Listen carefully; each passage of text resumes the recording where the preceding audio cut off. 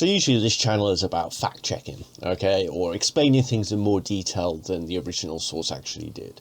But if there's one thing that I hate more than bad facts, is bad journalism. And we've got a perfect example of it today, where another YouTuber has outed another guy for basically engaging in homosexual activity for OnlyFans.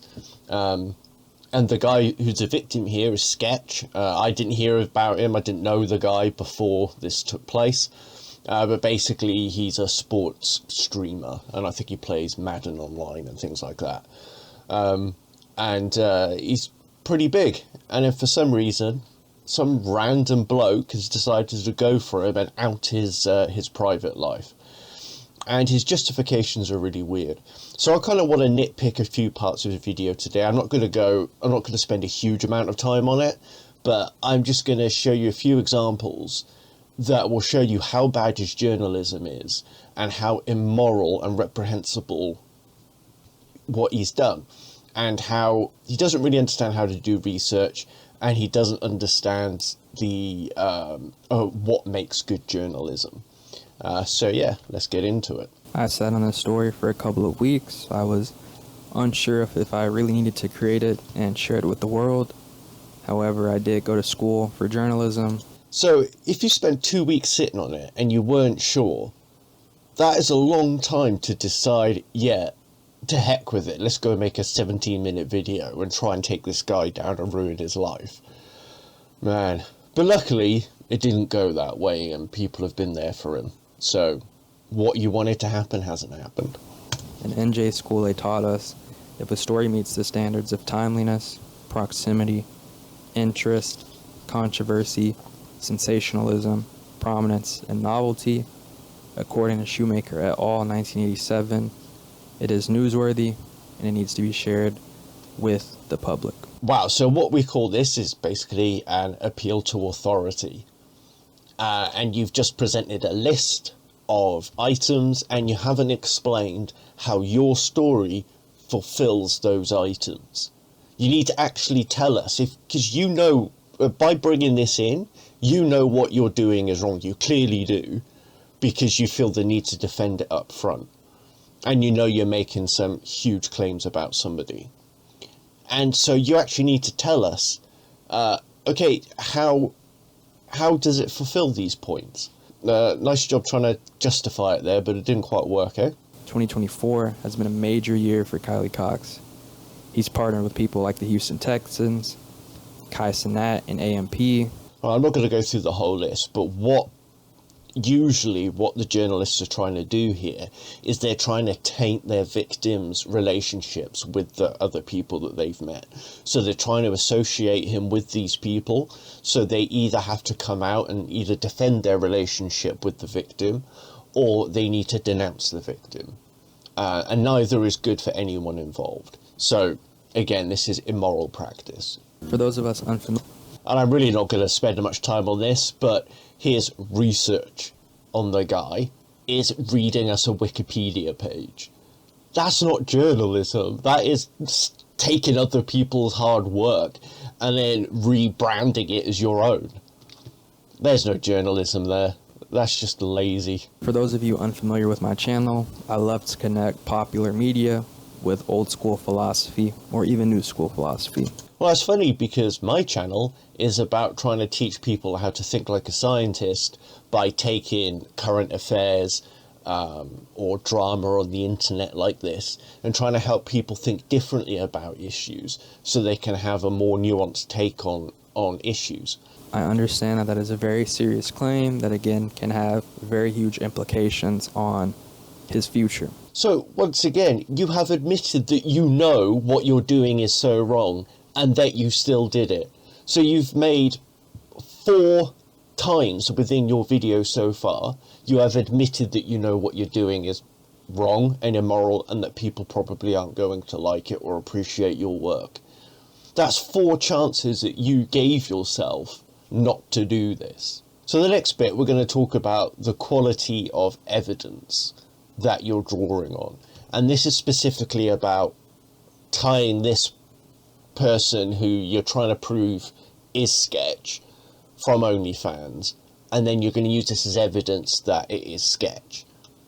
And, well, let's see the evidence, shall we? Base level, if you just look at the name, Jamie Marr HTXXX, or Jamie Marr TX, that will indicate to us that this person is in the Texas area, specifically Houston.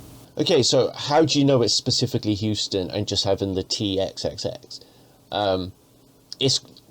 That isn't evidence. That it suggests that the person might live in the Texas area, but you haven't got any evidence placing them actually there. You have a suggestion, and it might shock and surprise you, but people on the internet do lie. I'm not saying you're wrong, because I don't know.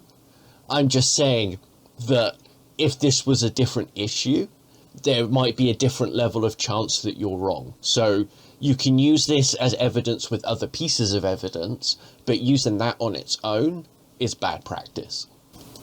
Which, we know for a fact, is where Kylie Cox, aka Sketch, resides at as well. And you say we know that for a fact, but again, you're pulling on what Sketch has said in interviews without thinking that people might lie because they want to protect their personal identity.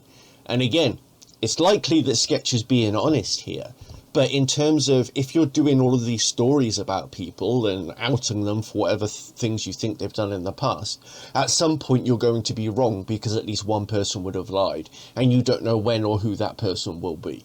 I mean, this is a bit different than if you'd, found a bill to show that they live there, or a birth certificate to show someone was born somewhere. You know, like that's primary evidence. What you're going on here is word of mouth. And just because Sketch said it, it doesn't mean that it's necessarily true. Because like I say, people lie with surprising frequency. Because in 2021, they posted several times looking for Houston area meetup.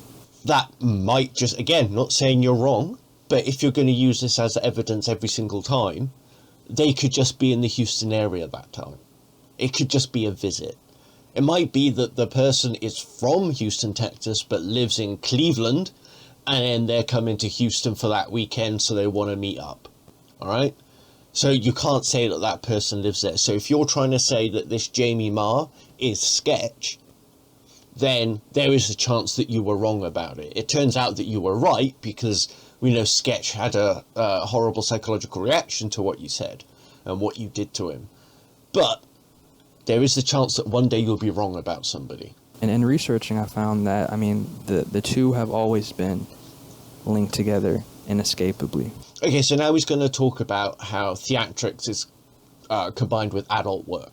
Obviously, I'm using a euphemism because I don't know what censorship's like on Google, on YouTube.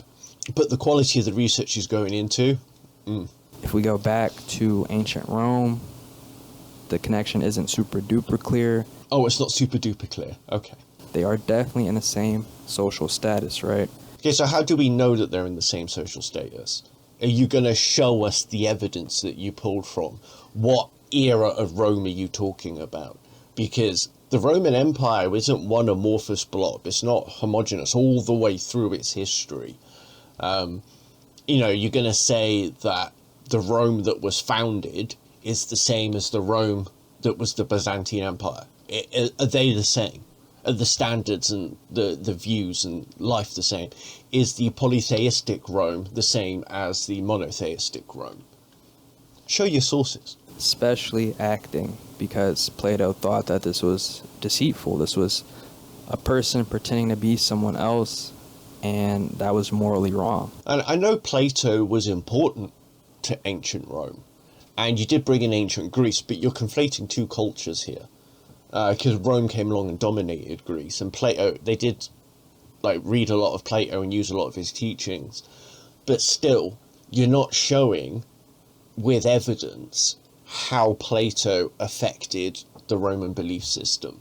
The connection gets overwhelmingly clear when you go to China in the 13th century. So now we're hopping to China in the 13th century. That's a cross-cultural analysis now. So even today, China and Europe have very different value systems.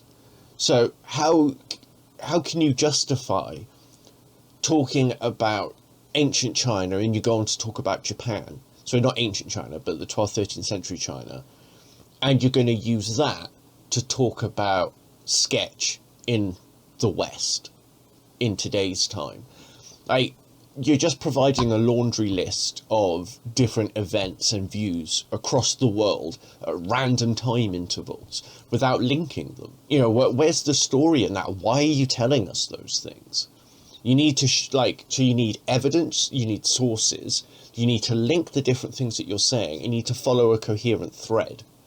And so so if you want to explain what or predict what might happen with sketch now that you've told his personal life story to everybody, and you want to predict or wonder what might happen, at least actually talk about something that's bloody relevant. I mean, like I said, I didn't want to spend a huge amount of time on that. I didn't want to waste your guys' time on that too much. I can't stand journalism like this. Journalism. Because you see this kind of level of journalism in papers all the time these days.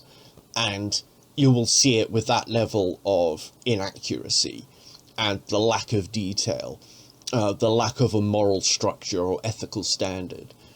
And I'm, to be honest, I'm sick of it. And if this is what college or university courses are churning out as people like this, then I feel like I'm justified now in disliking bad journalism and just disliking the career of journalism as a whole, because it's filled with people like this, and I think it's disgusting.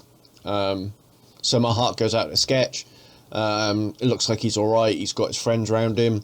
A lot of people are basically supporting him through this, and I think that's good to see, because it's a life that he thought he'd left behind. We don't know why he changed his decision of what he wanted to do with his life. We don't know why he did it in the first place, and we don't have a right to know that.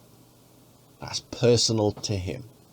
So everybody, move on with your bloody lives and just leave the guy alone. Just appreciate, if you enjoyed his content before, you're going to enjoy it now, and just move on, and don't give people like this Pocketbook the time of day, because it's sad.